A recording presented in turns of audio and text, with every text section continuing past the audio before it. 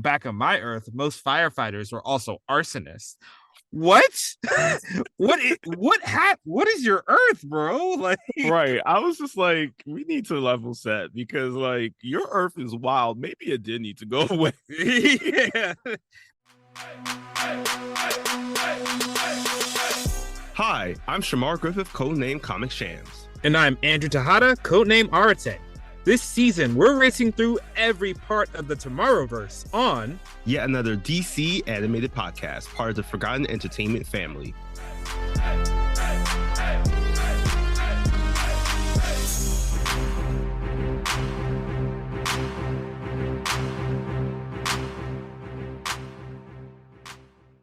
Welcome to yet another episode of yet another DC animated podcast. My name is Shamar Griffith, codename Comic Shams. And I am Andrew Tejada, codename Arate. Andrew and I have known each other since 1996. That was the year Muppet Treasure Island was released. And during that movie, not only are there pirates, oh no, not just pirates, but Gonzo and Rizzo are actually tortured by what you could be argued as a psycho pirate. Okay. First off, all Muppet adaptations are just glorious pieces of work. Yes. I don't think any of them miss. Muppet's Christmas Carol, best telling of a Christmas Carol you'll ever see in your entire life. Agreed. But I see the things about the Psycho Pirate, especially because he tends to be our, I don't even know what to call it, main villain, but not really main villain, just overall messing around behind the scenes of our film today. Because that's right, we are back in the Tomorrowverse with the recently released Crisis on Infinite Earths Part 2. So when we last left off, the Justice League were still facing off against this multiversal threat. And today we see what happens in the second part of this trilogy. Are they making it? So we start off with this PG-13 film with a runtime of 94 minutes. It was directed by Jeff Wamster, who's been taking care of the Tomorrowverse as a whole. Screenplay written by Jim Krieg, with some animation services done once again by Maven Image Platform based in Korea, who's done work on Harley Quinn, Invincible, Long Halloween, as well as teaming up alongside Studio I Am. Will I Am Studio? I really was wondering what. But they've done work on Batman, Soul of the Dragon, Harley Quinn as well, and our here, the Velma animated series. Oh, so they're just 0 for 5. No, Velma, just Velma, people. It's just Velma. No, does anyone want more? I don't know. I don't know. I know you guys do your best. Season 2 came back out recently. I don't know. We'll check. I'll check it out if I have time, just to be like, if I'm basically don't have anything else in the world to do. But we'll see. So our cast list is pretty much set as it was in the past, as we got Darren Criss returning as Superman, both versions from Earth 1 and 2. Stana Katic is returning as Wonder Woman. Batman is once again played by Jensen Ackles. Jimmy Simpson is Green Arrow. Aldous Hodge is Green Lantern John Stewart, or I guess just John Stewart. That's something we'll definitely need to talk about in this movie in particular. And we got some more characters from our last film as well, as such as Matt Lanter, who is returning as Blue Beetle Ted Kord. Also Liam McIntyre, who is returning as Aquaman. Lou Diamond Phillips, who is Spectre. Zach Callison is both Dick Grayson Robin as well as Damian Wayne Robin, which was an interesting take in this film. Yeah, Damien lately, our Damians have been not Damien. Yeah, I want my Damien to be a jerk. Erika Ishii returns both as the voice of Dr. Light and Huntress. So this is pretty interesting because it just, as I said, I wanted more of these two characters from the last film. And I guess my prayers were answered a little bit in this one. We'll see. Be careful what you wish for. Next up, we also got Ato Asando, who is voicing Mr. Terrific, as well as the ominous voice of what a character who does get named to be our main villain in the series. And finally, we have some highlight characters here, such as Meg Donnelly, who's returning as Supergirl, aka Harbinger. Jeffrey Arend, who is returning as Psycho Pirate, aka Charles Halstead, a role he's had since Justice Society World War II. And finally, we called it. I'm kind of shocked that like they just kind of buried this much in such a way, especially because we got Constantine. He is back in this universe. This time, not voiced by Nolan North, but the man who's given the voice to Constantine all these years, Matt Ryan, returns. And I was shocked when I saw this because I was like, this should have been a bigger deal than they made it out to be. Yeah, I guess maybe they figured after the last movie you kind of knew. They were like, oh, actually, everyone guessed it. All right, so with that, let us boom tube over to the beginning of Justice League Crisis on Infinite Earths Part 2. So we immediately get right into it. We hear Joker laughing, and I admit I was a little fooled. I did think this was Mark Hamill for a minute, but Oh it my God, is yeah. excellent Troy Baker. It's the excellent Troy Baker once more, giving a fantastic rendition of Joker that sounds familiar, but also has some distinct qualities to it. And he is going towards the towers, the vibration towers that they used in the last movie to get the Earth phasing in case a wave hits. This will protect the Earth from being destroyed. So he gets really close until Batman intervenes. And in a surprising twist, it's not Joker, but it's actually Jim Gordon, who's been hit with Joker toxin. And another surprising twist, he dies. He dies immediately. Yeah, like kind of it's like I could say, oh no, too late. Nope. Maybe I shouldn't have monologued.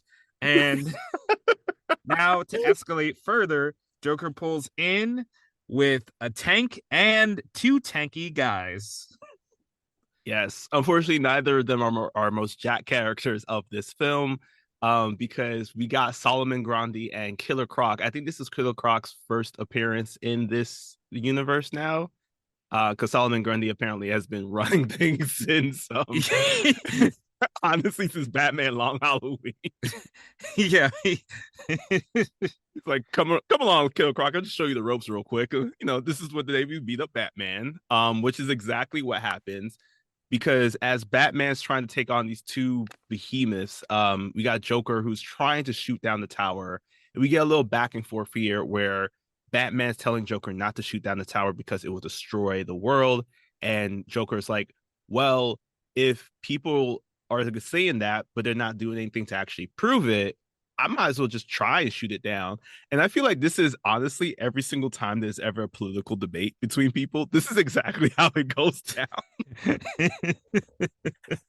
So, A1 for just like basically writing our actual stories here. But as Joker is getting ready to aim and fire, somebody else drops in a little grenade into the tank as we get a chance to see a full Bat family appear. We got introduced to a couple of them in the last film when we saw Huntress and this version of Robin, the Dick Grayson Robin. It was a little bit more grown up, very similar to a Robin that we know from, well, not know, but it's very similar to what we understand from like the Tim Burton era of Batman, where it's just like this Robin is older. Or I guess also Titans. Sorry to bring that up. So now we see that they're leading a whole entire squad of Bat family, which includes Batgirl, Batwing, Damian Wayne Robin, and finally in his return 10 years to the day. This movie came out April 23rd, 2024, and April 23rd, 2014. There was a short created for Batman Beyond celebrating the 75th anniversary of Batman. And 10 years to the day, we get to see the return of Terry McGinnis's Batman. Yeah, would have been nice if he had lines. It's okay because he's our most jack character of the film. My God, Terry's been eating some future protein because this man is busted out of his mechanical suit. I can't believe it. So while they make pretty quick work of the Joker and his motley crew, but Batman is not too happy about it. he's insisting that he doesn't need their help. Um, and they're like, obviously you need help. You were so distressed over losing the Flash because the Flash is disappearing. You could say he vanished in a crisis. Hey. Um, full disclosure, we're recording this the day after he's supposed to vanish in crisis. Grant Gustin said he is okay. He Mhm. is not vanished. Thank God. And as far as we Um, can tell, there have been no red skies as of late either. So yeah, I think we're in good shape. we're good. Thank you, Nora. So here's where we get a kind of interesting reveal. Batman is not on his Earth. He is on another Earth whose tower happens to be in Gotham, and that's why he's hanging around it because he's like, if it's in Gotham, I gotta protect it. Uh, okay, sure. And they ask who died and made you king, and he said everyone in Earth 3. Again, at first I was like, okay, his Earth died, but I don't remember this happening, and that's because it didn't. He's talking about another Earth that he somehow feels responsible for, even though it happened before he was even aware that the universes were being destroyed. I'm not sure what his attachment is to Earth 3 at all. There isn't also, it's an Earth where they were all villains. So it was like, why would you rep that so hard? Yeah, No that's one like cares for Earth 3. But backstory's got a backstory. And now after this, this Batman opening, Dark Knight defending the towers, let's cut to Psycho Pirate. Yeah. Who doesn't call himself Psycho Pirate? Doesn't seem like it's a name that he's adopted quite yet because he's having a conversation with a man who's been tortured. Fun fact, same individual who was in The Man Being Tortured back in Justice Society World War II, meaning that this dude is Dr. Fate. So Charles is here talking about, basically having a therapy session, a very one-sided therapy session, where he's revealing a lot of stuff from his life, sharing his backstory in a series of flashbacks. First, starting with how when he was a child, he loved pirates, loved everything about them. But while he was playing around with his like toys, he did notice that like he had some kind of extra abilities. He wasn't necessarily a telepath, like he wasn't able to control anyone. However, he did realize that his emotions was the thing that could influence other people. So when he would hear his parents arguing over sometimes maybe like basic things like who moved the remote or anything like that, this turned into a bigger battle in his head, seeing it as almost the end of the world. So his fears and his just anger about the whole situation was reflected back on his parents, as he describes as like a constant feedback loop.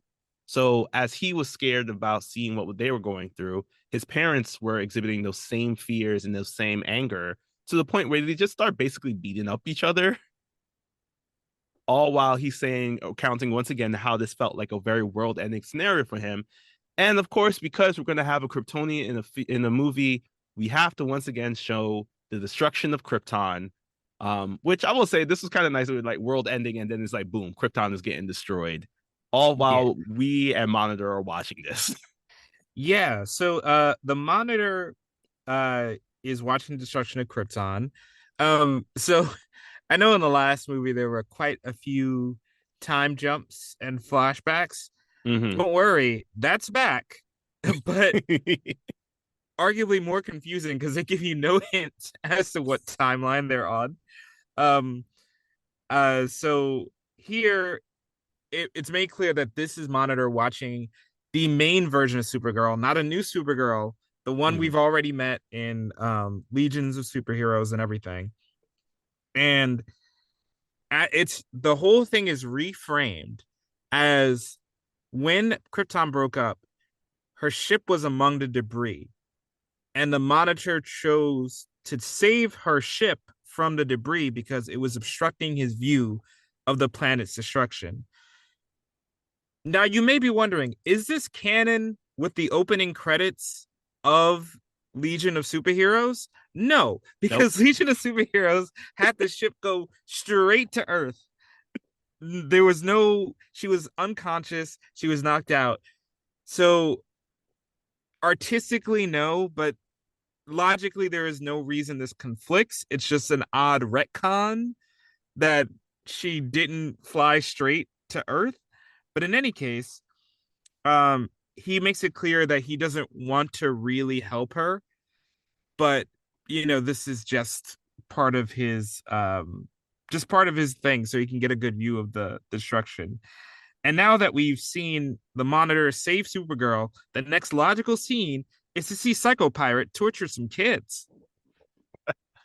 Yeah, we get like a quick understanding now that Psycho Pirate, apparently when he was still in his younger phase as a teenager, he had to go through the same thing that most British people apparently have to go through, which is to be sent to boarding school. And he shares that during that time in boarding school, he was constantly harassed and attacked by his fellow classmates due to, once again, his inability to control his powers. So all that like teenage anger, the thing that Kurt Cobain would probably be singing about, it's what he's experiencing. And it's even implied at one point that maybe a teacher might have joined in. I'm very unsure about this because when he tries to move away from the people who are beating him up, a teacher kind of sees this happening, takes his like walking stick and kind of lifts his head up. And then it turns into, I don't know, a very ominous look like he was about to throw hands. But that's not much to talk about because apparently Psycho Pirate or Charles in that moment realizes, while in another case and him getting beat up, he can somehow take his emotions, the anger that he's feeling towards everyone that is like assaulting him, he's able to cast that onto someone else. And that anger leads into one of the boys grabbing a rake. And much like his future counterpart would do to Steve Trevor, stabs one of the other kids with the rake, seemingly killing him. And this is when Charles realizes that he has way more power than he thinks and decides to take this and use this as an opportunity to transform the school into what he wants it to be. Meanwhile, over in Supergirl world, and again, this is the movie cutting it. We're not doing this. Supergirl had trouble eating. Notably, the destruction of your planet will do that. And the Monitor, despite not eating in 100 billion years, apparently, decides to sit down and eat with her. And in a quick montage, they get closer and closer to eating together. At the same time, Monitor is trying to keep his distance from world events. So at one point, Supergirl's like, "Should we be helping people?" And he's like, "No, our job is to monitor, to not interfere. For I am the watcher." Sorry, that comes out sometimes. And Kara also has some slight amnesia about the planet blowing up. So naturally, she one day discovers her ship and realizes that Krypton is dead. And this understandably drives a rift between her and the Monitor, because the Monitor at one point said, "You can go home eventually." But obviously, nope. So she lashes out at the Monitor, and the Monitor basically gives her free clearance to go back home. And presumably,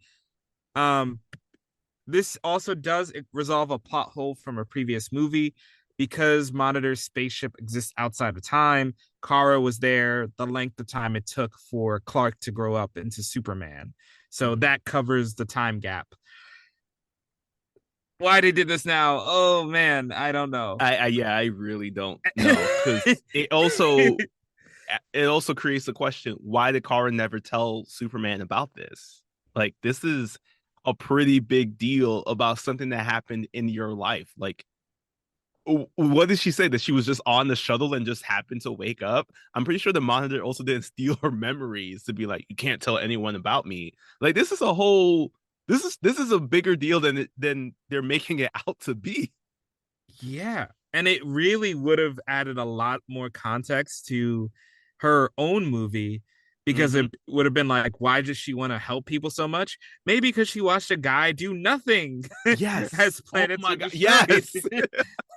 It makes sense now, but way too late.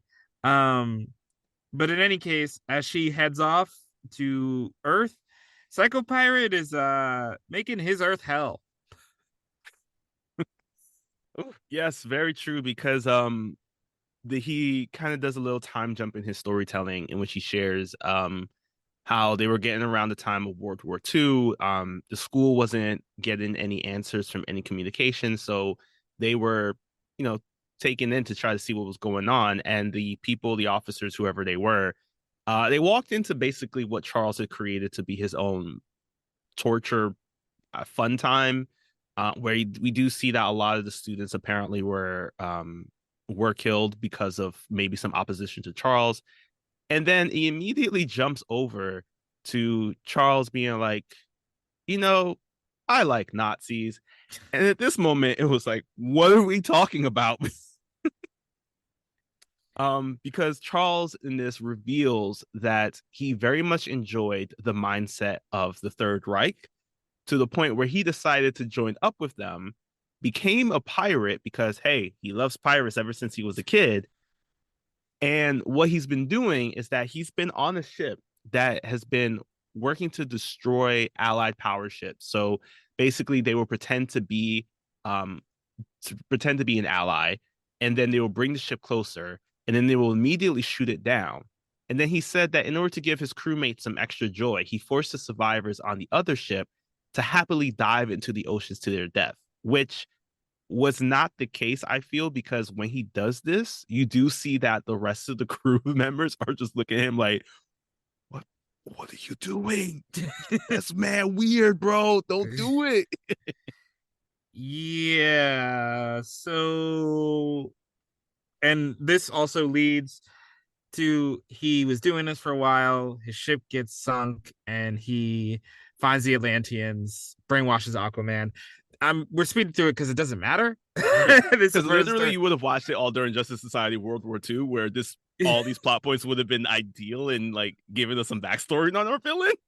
We could have gotten this, but and in any case, it's now we cut back to him in the room with Dr. Fate, and he reveals that Dr. Fate had brought Psycho Pirate to the room for a chat, and in a admittedly badass moment, Psycho Pirate is threatening to torture Dr. Fate. Dr. Fate goes, "You say something," and basically goes full power Super Saiyan mode, disintegrates a hot poker in Psycho Pirate's hand without even moving. And he says, "Hey, look, I don't really like you, but I'm gonna give you this multiverse hopping power, Psycho Pirate." And Psycho Pirate's like, "No, no, you could keep that." And he's like, "No, no, I'm gonna give it to you." So he gives the Psycho Pirate the ability to jump across the multiverse because he says this will be an important tool that we're gonna use later. And as we cut away from Psycho Pirate, we're cutting up to almost modern times where Monitor is watching universes dying, but he gets distracted by watching the Supergirl Legion of Superheroes movie. And this inspires him to act. So when Kara, we're just blazing through time. Kara goes back in time after Superman got abducted in World, tries to find him, but then a Monitor abducts her and says, "Hey, could you do a job for me real quick? It involves the Psycho Pirate." I'm gonna need these movies to stop advocating for abduction. Like at this Yeah. point, it's getting bad, y'all. Just tell people what's going on. I'm pretty sure free will help dictate. Hey, yeah, I'll help you out. Like, don't try to Right. just take me from. I could be having lunch and then you'd be like, boom, can you fight in this multiversal war? No, because I'm still hungry. The multiverse does not care. Um, this also resolves the plot point quickly about where did Psycho Pirate go at the end of Justice Society. Well, he hopped into another multiverse and learned Spanish, maybe. So yeah, we do see that in a quick sequence, Kara decides to help Monitor, but in doing so, it means that she's going to take on a little bit of his power, which is what leads to her transformation into Harbinger. Psycho Pirate, he's experiencing his own reawakening as after he's gotten the powers and he wakes up again in the Justice Society World War II. He's able to escape by reciting an incantation. I was questioning about it. It was like something about it didn't feel full Latin, but I was like, all right, maybe I'm wrong. Um, but Barry or Flash in that movie is unable to find him, and we see that he wakes up into this other world where he is president or like ruling this country or something. But for some reason, it's like in the middle of a revolution, and they're all asking for his head. So he's at first he's like, all right, it's whatever. I'll just bounce to the next universe. But then this is when Harbinger arrives and tells him that she needs his help for the oncoming crisis.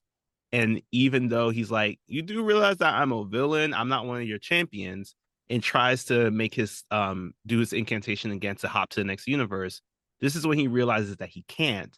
And it's because apparently already worlds have died. So there's no place for him to go except with her to join in on the battle.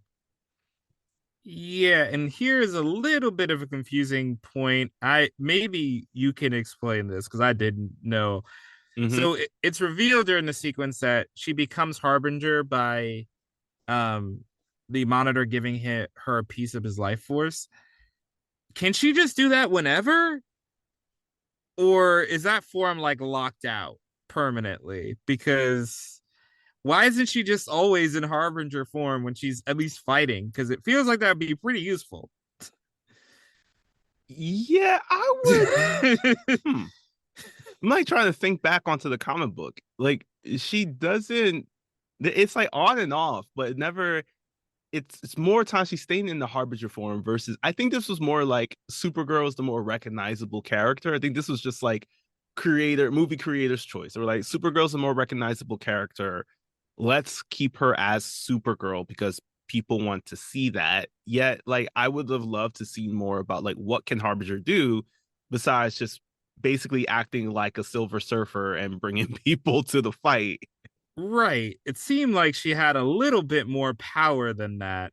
Yeah, even But in the comic, Harbinger has more power. Even in the Arrowverse version, Harbinger had more power than this. oh yeah. Yeah. But in any case, now we're back in the present time, finally, of our Yes, this is movie. 40 minutes into the film. Just want to let you know, 40 minutes. It was a long detour. It was a long detour. So now waves are coming faster, and the older Superman actually has to outrace a wave, which is a good sequence Mm-hmm. because he gets to the earth and he's like, "Yo, wave, hit me! I want you to hit me! I want you to hit me!" But the planets phase through.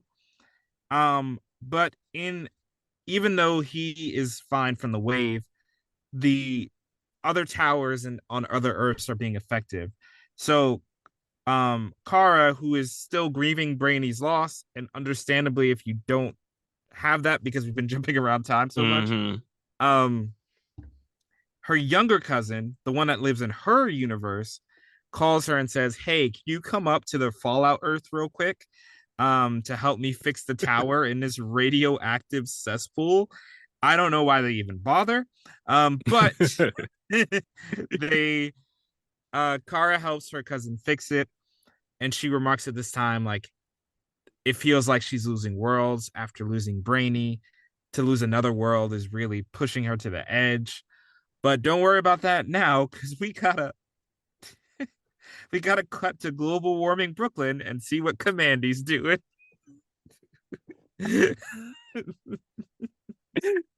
Oh yes. Commandy today is being voiced by Will Friedle, who is also the voice of our Batman Beyond, returning that role as well. So Commandy, the who in this version definitely looks like the last taxpayer on Earth. Um, he lands on this Earth and realizes immediately that it's his Earth. This is the post Great Disaster Earth, and clearly there's a lot of PTSD that I feel like wasn't conveyed in his short at all. Mm-mm. Because it seemed like in that short he was really navigating this world, understood, had a bit even of like enjoyment about being able to navigate this thing because he had found friends. But this version of him is just like I never wanted to come back here, which he's relaying that information over to the older Superman from Earth 2. He's like, listen, I know that this is troubling for you. However, I did send over a friend to help, and it's revealed that this friend is the gorilla or ape. I think it's a gorilla. Mm-hmm. Um, Solivar. And Anyway, Commandy starts blasting. Because because again, from Commandy's world, apes and gorillas, they have always antagonized the human race. Quick recap on it. Literally just watch Planet of the Apes and you get an understanding. Yeah, yeah, pretty much. But Solovar is too fast and too strong for Commandy, so he's able to subdue him long enough to tell him, "Look, I'm just trying to be here as a friend. Our worlds are in danger, so we're just teaming up on this. I understand that like you have a lot of hate for my kind. However, I'm hoping that the thing that we can learn about today is trust." As he gives Commandy back the gun, and the two of them decide to let's just start working on the tower again to try and fix it up. Meanwhile, we hop back over to the monitor ship now, where Charles, Psycho Pirate, is attached to the same table or somewhere that Kara was in an earlier scene. I guess earlier scene, earlier in time. I don't even know how to call it anymore. But he's writhing in pain because he's like, this is too much work for me to do. And I was just like, you're saying it, my brother, preaching to the choir.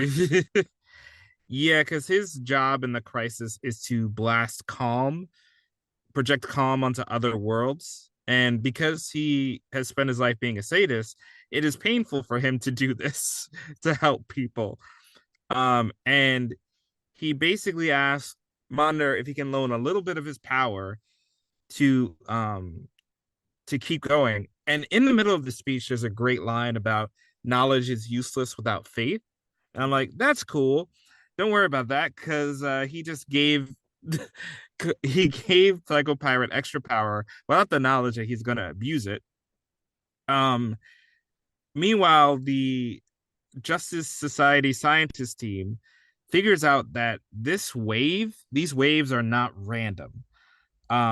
Because they're speeding up, they're seeming to trying to wear them down intentionally. So they're trying to figure out a solution. Mr. Terrific, he wants to pull a Patrick from SpongeBob, take the worlds, put them somewhere else. But they're like, that's not really gonna work.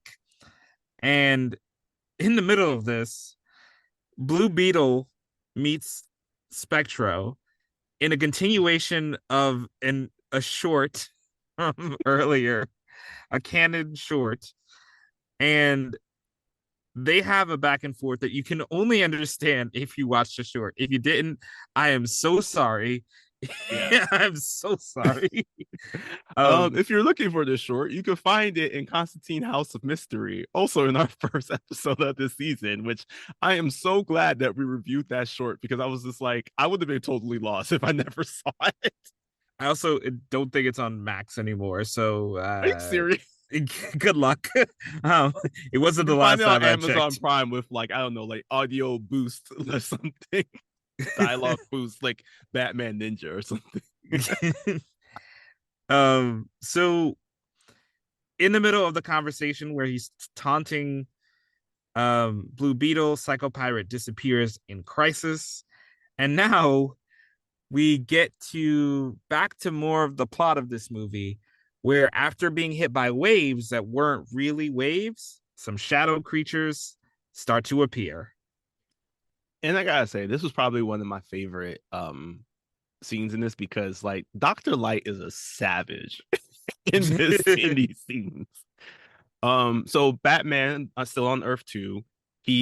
He's recounting that like the wave was different. It wasn't actually a wave. It just seemed to be more of a blinding light. And then now that he's being attacked by this shadow demon. And as he's trying to call this in, Dr. Light's just like, are you calling to tell us that the shadow demon is attacking you? You can sit down because it's happening everywhere else. You're not special. And I was like, yo. I need more Dr. Light just like coming at Batman.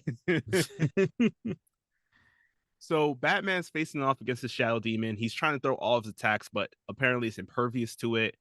Everybody else is fighting, including Earth One. You see like a battle with Superman, Green Lantern, John Stewart, and also Green Arrow as they're trying to jump into action. And as they're fighting these things, Charles Halstead is revealed to be in this like dark void with this random blinding light that's just talking with him. And they have this crazy back and forth where the light is asking him, why are you helping him? So Charles deduces that this must be that the guy, this whatever this thing is talking about the monitor, and he asks in return, like, "What is your name?" So, and the more that this light keeps questioning, like, "What is a name? What are you?" It sounds like this light or this thing is just like now coming into existence. This is now a new being. So when Charles mentions that like it's a name is just something you call someone, like I'm like Charles or Monitor, and this is when it starts flipping out, saying I'm not Monitor, I'm not like him. And now we get a chance to hear Charles say, I get it, you are the anti-Monitor, showing now that we finally have a name to the force that is creating all this chaos and all this crisis. The reverse. I'm not the monitor. I'm the reverse. It was me, Monitor. So, as the shadows are spreading to each Earth, there's Wonder Woman discovers there's an Amazon ruled Earth that is being overrun, and she volunteers as tribute to go help. Even though the monitor is like, you don't know them, they don't know you. And he's like, she says, I lost a family of Amazons before. I can't do that again. So she goes to that Earth. Elsewhere, the Bat family unites, and they're fighting. And again, it's kind of the same exact scene as earlier, where the Bat family helps Batman, but he doesn't want them to help, and that they go away. Like it's the same scene. Don't know why we had it twice. Commandy over on Commandy's Earth, he tries to hold out against the shadow demons with a light gun. Doesn't work. And Bolivar has to sacrifice himself. Teaching Commandy tolerance. Why is this in here? I'm also going to say Commandy's favorite song is definitely Ape Shit by Beyonce, because I feel like that is the only mode he has. It's a really, I don't know why this character arc was so important to someone, but it happened. And now we get back to the Amazon ruled Earth, where Wonder Woman is fighting off the shadow demons. And then in the middle of her fight, she gets a call that light works, which is a really weird editing choice because she was around when they figured out light works against the shadow demons. I don't know why they chose this, but we do get a cool scene where she is fighting solo with the lasso of truth. It's light burning through the monsters in really fluid animation. And now it's time for her to meet her fellow Amazons. And it leads into this version, Earth 46's Queen Hippolyta, or who's supposed to be her mother, praising her for the work that she just did. Because honestly, it's a great scene. This movie alone, for that scene alone, that is what I felt like pulls together the movie a little. So she immediately goes to try to hug her mother, or quote unquote mother, and she's apologizes for the rash nature of what she did, because she's again realizing that this isn't her actual mother, this is an Earth counterpart. So she shares that, like, I'm sorry for what I did, but it's just that I haven't seen many people like me, especially you, when my whole entire family died. And when this Queen Hippolyta questions like, well, why aren't you dead if they all died in battle? She says that I'm immortal. It's something I can't do. And I gotta say, this was probably the wildest scene to see done again, I feel, because it's like I feel like we keep having this scene about Wonder Woman's immortality every single time she's on screen. Where in this case, when her mother says, "Hey, must be nice to be immortal," she shares the sadness about outliving everyone you'll ever love. So it's never going to be a blessing. It's always a curse. And speaking of a curse, is probably what probably would have been said when Supergirl and Charles meet for the first time, accidentally bumping into each other on Monitor's ship. She looks at his costume and it's just like, hey, it's a weird costume, but I get what you're trying to do. You're kind of like a psycho pirate. And he was like, yes, that's what I was trying to pull off. And I was like, that is not what it's giving at all. It's giving court jester. Yeah, it's like, are you some kind of Suicide Squad vibes? Like, don't quite know where this is coming from. And he basically uses this opportunity to push Kara's emotions so that she wants to get revenge against the Monitor for her grievances against him, for not acting to save Krypton, for observing. And it helps because shortly after, when she's in the fight, she gets consumed by a shadow beast, and she gets trapped in an illusion where she sees all the traumatic incidents of her life all in once. And we get a weird line about, you know, she when the Psycho Pirate is encouraging her, like, oh, the look at the Monitor watching those catastrophes happen. Isn't it suspicious how he's always there in time? And she's like, no, he's not doing it. And he's like, well, back on my Earth, most firefighters were also arsonists. What? What is your Earth, bro? Like, Right. I was just like, we need to level set because like your Earth is wild. Maybe it did need to go away. yeah, maybe we don't bring that one back. So he basically argues to Kara, we if you take down the Monitor, we'll have the opportunity to remake the universe however we want. And it's really, really interesting because if you go back to our Legion of Superheroes episode, this is exactly what we wanted from the Brainiac plot, for Kara to be given the ultimatum of like, how many worlds do you want to let die? If you have the opportunity to remake the world, why is it here? It should have been there. I truly feel like a lot of these movies are the things that they wanted to put in the other stuff and was just like, we don't have the time, as it like the film's already exceeding runtime. Let's try to patch it into these things. Because like a lot of the like, if we're really looking at this story, like we get to understand this, the whole entire real thing happens in like 40 odd minutes, or like sorry, no, like 50 minutes or so, because we had the little Batman intro in the beginning, and then after the 40-minute mark, we have basically what is this entire story. So I don't know if it was just like we need to hit an hour and a half on these current films, so let's cut where we need to cut and just pad it into here so that it like fully makes sense. But it's not really working when it's just like a lot of these motivations are taken away and added into points where it's just like we get the motivation, but it feels like this is such a, if not even a B plot, this is like a D plot. Like there's so much more going on that I don't have time to focus on this. Especially because in that same scene, the anti-monitor is also helping to influence her. And it's like you're getting the sense now, it's like this person is, this sentient being is like coming to full realization in this film. And it's not even like really given much credit. It's just like, listen, we gotta keep on fighting all these shadow demons still.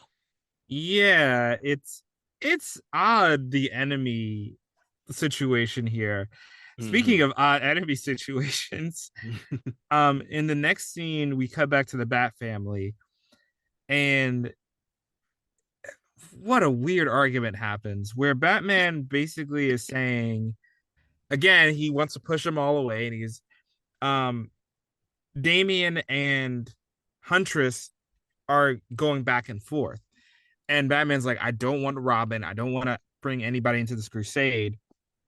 And at one point, he goes, how many kids? The conversation comes up to how many kids died by Batman who put them into the crusade. And Damian goes, they knew the risks.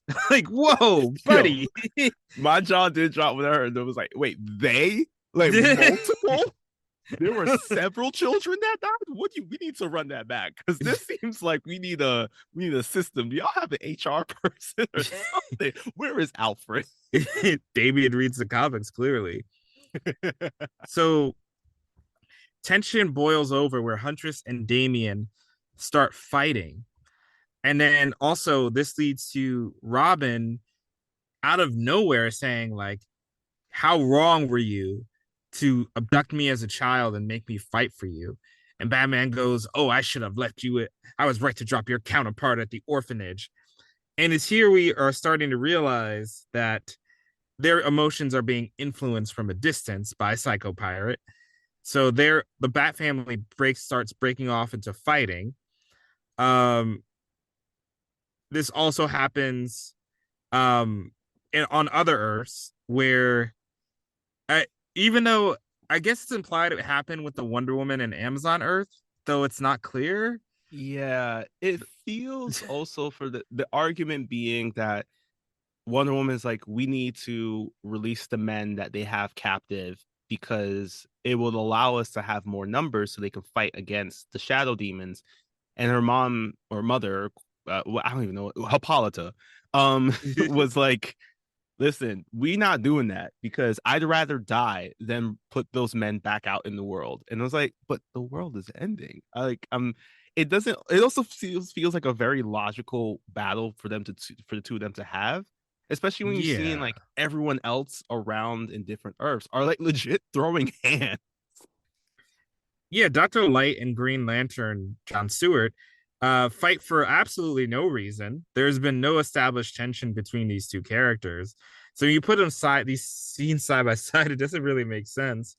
Um and then we get, because this might as well happen now, Constantine, I mean Mysterious Man, emerges from the shadows and starts to fight John Stewart too. And a lot of things happen in a very, very short amount of time where Batman uses a batarang to turn on the vibration machine. Um, after his after his squad jumps him, he turns on the machine. Wonder Woman is killed. Sorry, it happens that fast. Mm-hmm. She's overwhelmed, and I guess, oh god, is the moral they needed men? Oh, I don't like that. I don't like I don't like that at that. all.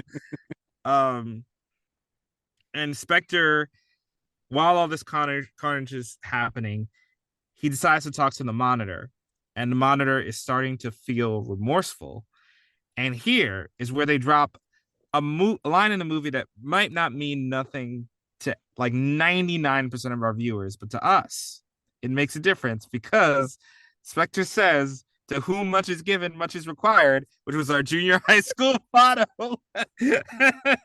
I'm so glad you remembered that. Every time I heard it, I was just like, hold up. Are we back in the day? Oh man, good times. Good times. Yeah. So after dropping that fire line that got us through middle school, um, we hop back over to Earth One, where we see this battle between Green Lantern and, obviously Constantine still playing out. Green Lantern's trying to recharge his ring, but he gets stopped by this guy. And as they start battling it out, because he reveals that he can use magic, and he's like, listen, take me out. No one's gonna miss a pariah like me, especially because this is what you Green Lanterns do. And John's just like, listen, my name is not Green Lantern. That is my job. My name is John. And then in that moment, the guy remembers his own name. And we sat back and watched the Martha moment play out almost a decade later. God, yeah, this is, you know what, Zack Snyder? You're officially off the hook for the Martha moment. Just the Martha moment, all right? Because this is so much worse than that. Yeah, because it leads into the guy realizing that he is fully John Constantine. So he does a little glamour charm to clear up his look, shave and whatnot. He says that, listen, I haven't had a cigarette in like a good, I guess like a millennia, so let me not try to break that streak that I got going on now. So now it's like John Stewart is confused about what's going on. But while it does give them a chance to break down and be like, all right, we need to figure out what's going on, he's like, let me continue to recharge my ring, because they do see that the shadow demons are like collecting together once again. But here's something interesting that happens, which I think may upset some John Stewart fans out there. As he's recharging his ring and saying the oath, he doesn't complete it. And I feel like this is an itch, or like this is probably where like my DC OCD probably kicked in, and I was just like, say the last line. but he doesn't. And because he keeps charging the ring and leaves the ring inside the lantern, it creates this massive light blast that one destroys the lantern, two sends all the demons flying back away, and three reveals that John Stewart is no longer Green Lantern. He has officially just quit his job, and he was like, "I'm okay with the decision that I made." Yeah, so like Apocalypse War, John Stewart Green Lantern, he's done. We won't be seeing any more of him. So after this, it seems like the efforts from the Bat family, from Green Lantern, are actually doing something until it's revealed that Batman somehow knew they were consolidating forces. And I guess because he's Batman. And it's revealed that on Earth One, all the shadows have united to form. All the shadows have united to form a shadow kaiju. That now he's gained a plus 18 resistance to light. So even Superman's laser beams don't work as well. So now every extra hero, including Peacemaker, is there. Don't pretend I didn't see you in the background. I don't know what the hell you're doing at this fight, but every spare hero they could find is now trying to defeat the Shadow Kaiju. But Monitor is now watching this impossible enemy face them. Several worlds have fallen in the chaos of the shadows before. So now Monitor is really remorseful and he says, I would give anything to save these allies I've made. And Spectre's like, bet. And he disappears and Supergirl shows up. And Supergirl is really upset about all the other stuff we talked about with the Monitor. So she starts blasting with her laser beams and burns the Monitor to a crisp. Yeah, and that more or less wraps up our film with the Oh, Monitor being held by Supergirl as he is dying in her arms, and all the heroes are on Earth One looking on at this like giant shadow creature, um looking down on them, looking, also creating like this energy pulse or wave in its hands, looking like to give the final blow to all of them. And that wraps up Crisis on Infinite Earths Part 2. Yeah. mm-hmm. So It just cuts. it just really cuts. So with that, how many Bat family members, given the work to Batman, are you giving this film? I wish I could have given it at least a 6, but since Batwing disappears, so will one of my ratings. Batwing disappears mid-movie. Um and it's gonna go to a 5. I Similarly to part one, this movie does have a little bit of trouble juggling its multiverse plot with individual character stories. But now I would like to go back in part one and say, I apologize a little bit because despite its bumps, Flash's story really did help form a clear through line Mm-hmm. as to the film. Because the problem here with the film early on is because we're cutting between Supergirl and Psycho Pirate, and we do not know what their roles in the crisis are to come. We know what their roles have been. We know Supergirl went around picking up people. We actually don't know what Psycho Pirate's done in this crisis at all up to this point. So the large section of the movie that they're in control of, which is about roughly around half an hour of movie, we don't know why it's happening. We don't know Right. why we're hearing this backstory. We don't know what it's leading to. So it gets really hard to stay engaged in the plot with that huge block of time where nothing is really advancing. And then every time we start getting momentum with any group, it just goes away. And it, as a result, a lot of characters feel half baked, underdeveloped. Batman, especially in this movie, all he does is for four separate scenes say, I don't want help. People help him. And that's it. No, there's no development to his character. No one is allowed to grow or change, um, except Constantine, which I appreciated. So, what keeps this movie from being abysmal is that there are really satisfying moments. Constantine, after the journey he's been on Mm. since in a whole other cinematic universe, to see him come to the other side of that journey is really satisfying. To see Wonder Woman fight until her last breath and kind of get what she wanted, which is not to be Yeah. the last one standing, is really satisfying. And there are some elements of the Supergirl and Psycho Pirate stories that are really interesting to explore. But I just don't understand why everything was ordered in the way it does. And there really needed to be more of a through line, a central character, a central focus.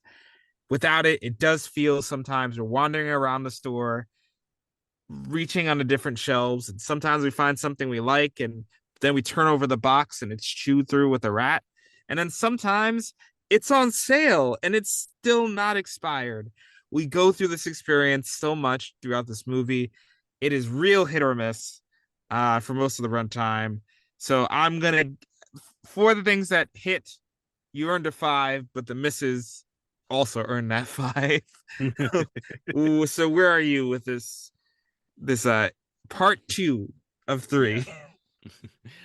I'm feeling I really love that analogy of just like this you find the thing and then it's just like here's another thing about it that just is either good or bad because I felt the same way about this. Which is why I had to give this movie a 5 as well, 5 out of 10 because there are some moments where it's just like this is a good story. This is a good plot point. This is a good moment. Like hearing about the Psycho Pirate backstory and his full realization later on throughout the film is nice, but I feel a lot of it could have been included into something, into, as I mentioned, into Justice Society. Like that whole story about him finding the Atlanteans and being a part of like the Third Reich were the same questions that we had about like why did he do that? How did he do that? So it's just like we now having to wait almost years later, movies later, to finally get that answer doesn't really feel as if it was as it didn't feel like we actually earned that wait. So it does it. So that's why I was a little upset about it. Also the whole thing with Supergirl, it does open more questions and it does provide answers for a lot of the backstory of what we were questioning about, like why is she acting in this particular way? This does give a lot of information for us, but it doesn't provide much because like in if this was in Legion of Superheroes, it would have been like, all right, I see the character development. It is strong. I understand why she is motivated to do certain things. But here, she basically does the same thing that we were complaining about in Legion of Superheroes, where it's just like she's the person that doesn't understand or appreciate the power that she's like operating with, and it's just like I want things my way. And then, granted, she is being influenced by Psycho Pirate, but she does the same thing. Like we lose a lot of characters for we're using sorry a lot of characters for basically no reason. Like I agree with Bat Family, like every scene was the same. It just felt like we were just like, listen, we need cameos. And I kind of wish that a scene that really was like this could be the moment where we could drive it home right here, where after being influenced by Psycho Pirate, Robin or Dick Grayson is just like, listen, you made my adolescence a pure entire living nightmare. And it's just like he's channeling the anger that he's had about Batman onto this other Batman. And it's gone. It's like in that moment, it's just gone. Like we never bring it up again because we spend the entire film of their scenes being like, Batman was great. He was the patriarch of our family. He's done so many great things. And then it's like in one random scene, hey, he's made our lives a living hell. And then it's just like we immediately jump into this like Cap, Bucky versus Iron Man scenario with Batman Beyond, Robin, and Batman. So it's like, why are we fighting about this? Because each person in the Bat family seems to have a reason to hate Batman, yet they keep talking about it as he's just like this god. And here it comes up like this should, and like basically what they just did was just like what Batman of Earth One has been saying. You prove this point. So why would he change his mind? Like that was the things that like I just had some issues with. But I do think like in terms of like the movie playing out, the buildup of the villain, while I want more, I think it's a good setup in terms of like how they're picking out he's picking out certain individuals to like team up with, how there's a realization from Monitor about who this person or being could be. So I think that it's creating the conversations between Monitor and Spectre have been good. I think those were well placed in a second film of a trilogy because it does seem to like there's something more that's going on. And we're finally probably going to get that story in part 3. So placing them in part 2 versus us having to wait from like part 1 makes more sense. But the things I had one issue with also was it does seem like this film does kind of forget a little bit about his previous film.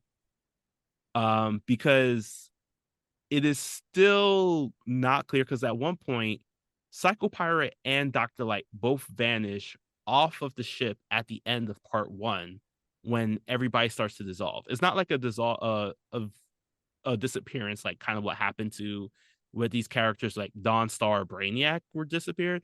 They just happen to be like flashed away. And the scene where he's like talking with where Psycho Pirate is talking with Dr. Fate, it's unsure of when that scene could have taken place. It does feel like it probably was within the Earth, what was it? Justice Society World War II. But it also could be that this is him taking a step away from when he was taken away from that moment at the end of the film. But then it comes into question, why give Psycho Pirate the ability to traverse the multiverse in this particular way? It just feels like a lot of it is like confusing as to why certain things are playing out. Also, really, when for Dr. Light to have her vanish at the end of the film and then it's just like nothing seems to have happened, it does feel like a lot of the stuff that was happening on in like the first film, it didn't really take into account here. It feels like it should have just ended our first film with just being like, we saved we saved the world from one wave, but then they're like, more waves are coming, and that should have just been the end. And then be like, they have been, which is another thing that doesn't come up. Is like, how long have they been doing this? Has it been just a couple minutes? Has it been days? It seems like they've been here for an extended period of time, but we have no true sense of how long it's actually been of them having to constantly press this button to save the world. Yeah, it's the timing of this is so, and you brought this up earlier, which I thought it was a great point, that without the backstories of Psycho Pirate and Supergirl, this movie is like maybe a clean hour, maybe. Yeah. And while I do understand needing to build up Supergirl so the Monitor plot hits, it also Monitor hasn't been doing anything. Yeah. So it's kind of hard to understand what his death even means, since he has kind of been like this stoic leader, just encouraging ideas, and his computer and ship also work without him.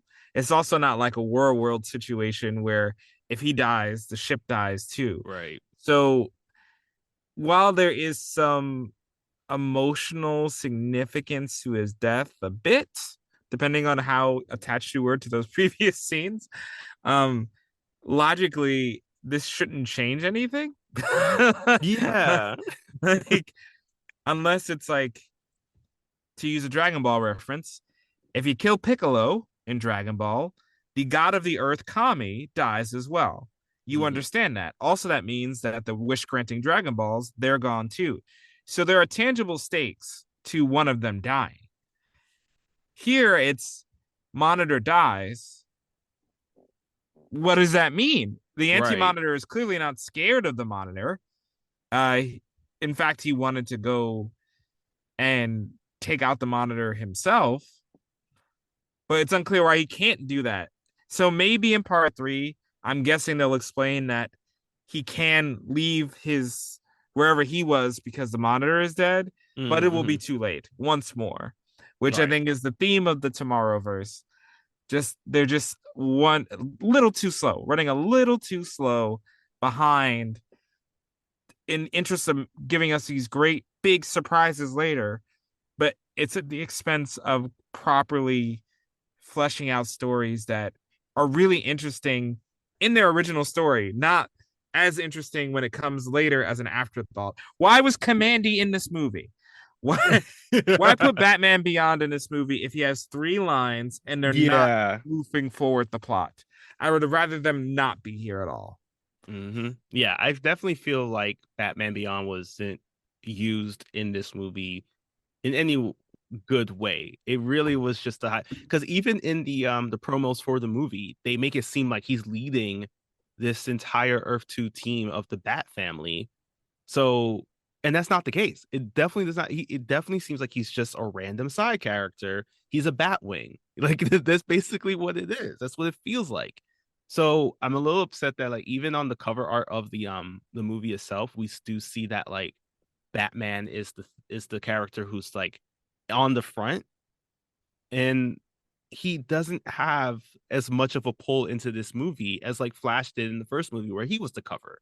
So to have it be that you have 4 scenes of Batman all doing the same thing, and it's like he wasn't even the character that I was most drawn to. Like I'm fascinated by the lines that Dr. Light is just dropping, where she's like making fun of Question, which honestly I'm still trying to pick up what she actually said to Question because that was a roast.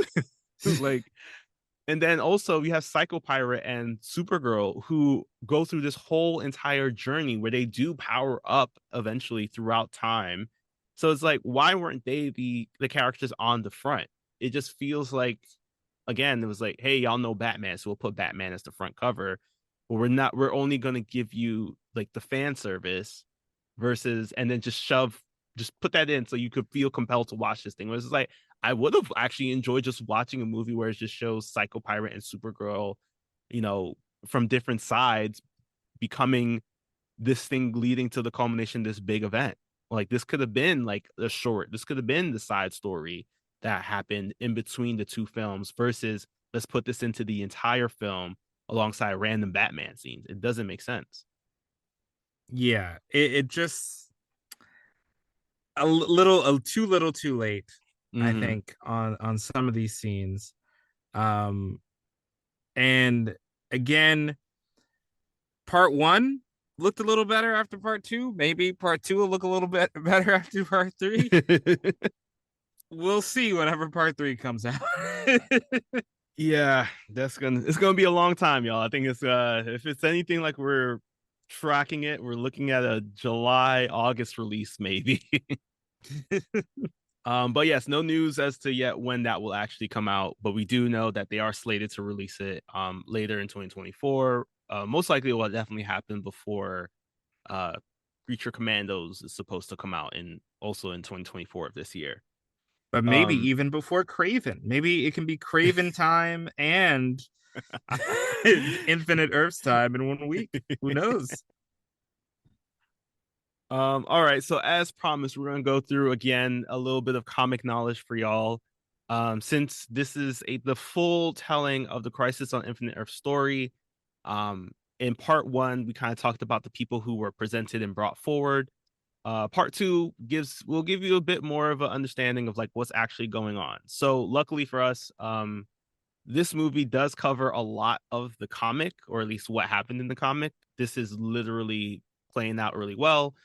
This comic was released as a crossover story by the same name between April of 1985 to March of 1986, written by Marv Wolfman and George Perez. So these stories take up like at least a good couple of chapters or issues within the major story. I personally own the comic the entire story as like a collected edition. So this is really taking into, for what I saw from the movie, takes in about like 3 issues, probably about issues 2 to 5 or so of it. Mhm. Or basically, if you're reading it in the collected edition, page 39 to page 115. And the stuff that does come up does match a little bit to what is being shown on screen. Mainly the key points, such as there's like this whole thing with like Harbinger betraying the Monitor. So that comes up in a lot in this film because it's like the Harbinger being that is Supergirl. They give her more of a reason in this movie than they do in the comics. Explain why is it that she decided to betray the Monitor. In the comic, is more so kind of like she's just being swayed by Psycho Pirate. This one they do give. I do appreciate that we did get a sense of just like it's Supergirl who has had this like bad relationship with the Monitor for all this time, and now it's culminated into her being like, you know what, you need to pay for everything that you have done to me, everything that you've done to our world, and because I truly feel that you're the one that's responsible for it. So I'm kind of glad that in the comic, it's something that like is a big moment where you do see her attack as Harbinger, not as Supergirl, because they are actually not supposed to be the same person.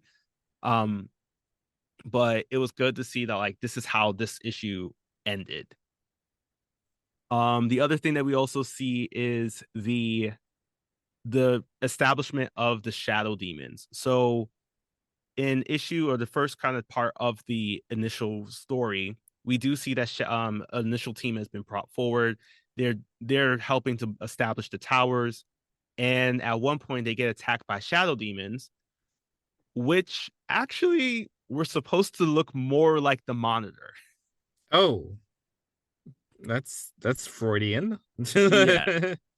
So this was the first time when we got a sense that something else might be happening behind the scenes, because the heroes that were involved of establishing these towers and building them, when they get attacked by the shadow demons, a continuing force that keeps attacking later heroes who join this fight, they all notice that the shadows look similar in shape to the Monitor. And they question this, but because they're in constant fighting mode, they can't really address it to the Monitor. And this is when it starts building up, where people are starting to realize, mostly in these parts, that there's something more happening. There must be some kind of connection to the Monitor. There's other stories that come up too, because it talks about there something that gets like basically killed off in like the first part of our film. But there is an Alexander Luthor from another universe, Earth 3, Hmm. who basically has the entire story of Superman, where after the anti-monitor wave takes away Earth 3 and destroys like the crime syndicate of America and all that, his father sends him to pass the multiverse to try to see to put him onto a new Earth. But during that moment, he starts absorbing different particles of his being. So he's able to have like antimatter and matter, like basically within his form, Hmm. which helps to be something that's going to be helpful for the future.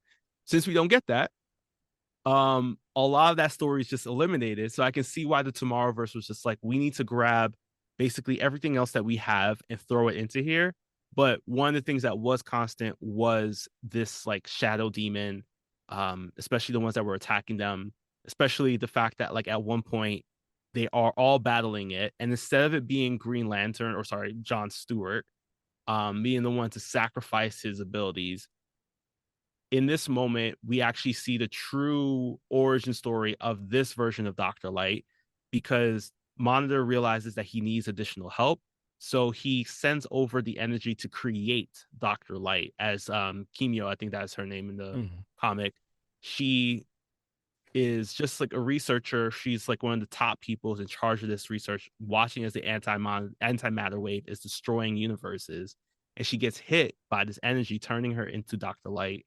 So when the heroes try to help protect the tower from being destroyed by the shadow demons, she appears, and she's the one that's able to send out a blast large enough that destroys all the shadow demons, but then they start turning into this more giant being that looks what will eventually become the look of the Anti-Monitor in the comics, which is what I'm assuming our movie here today was trying to show, because it was like there was some similarities to how this Monitor looked, not quite like how the Arrowverse tried to do it, where it was just like a zombie version of him with some weird haircut. Oh yes, those braids are holding on for dear life. Yeah, not as bad as Batman Ninja, but but yeah, so they we do see that whole establishment of the Shadow Demons coming together.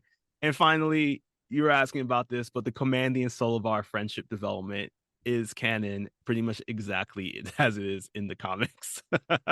I don't want it. Leave it. Leave it out.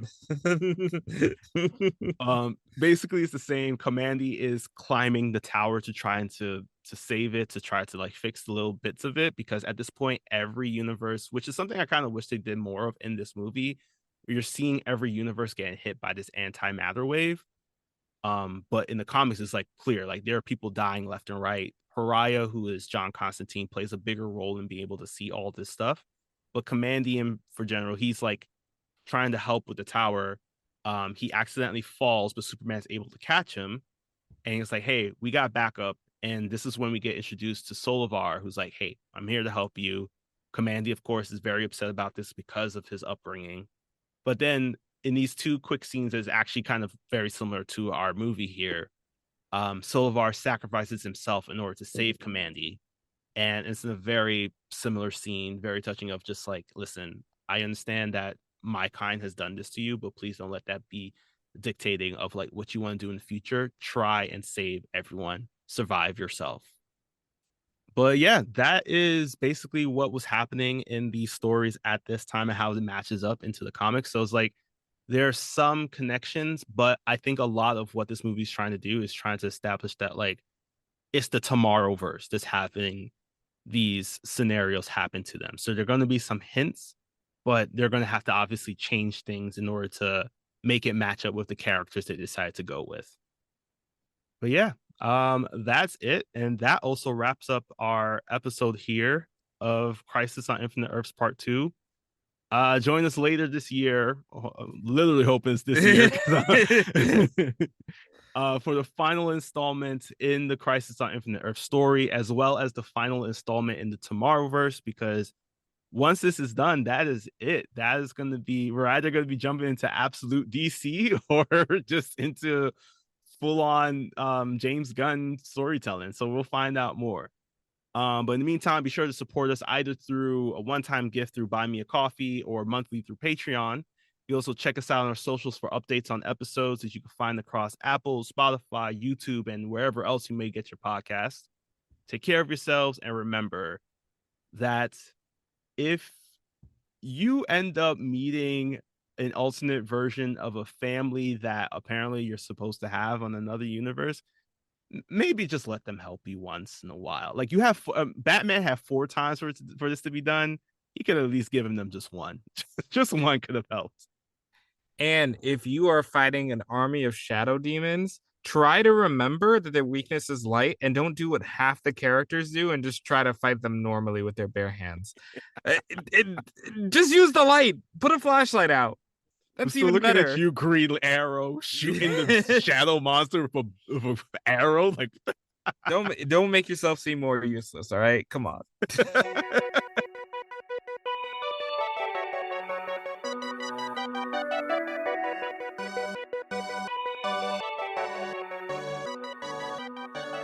Thanks again for listening. If you liked what you heard, leave a review and share us with a friend. Also, be sure to follow us wherever you get your podcast and on social media at YA DC Animated Pod.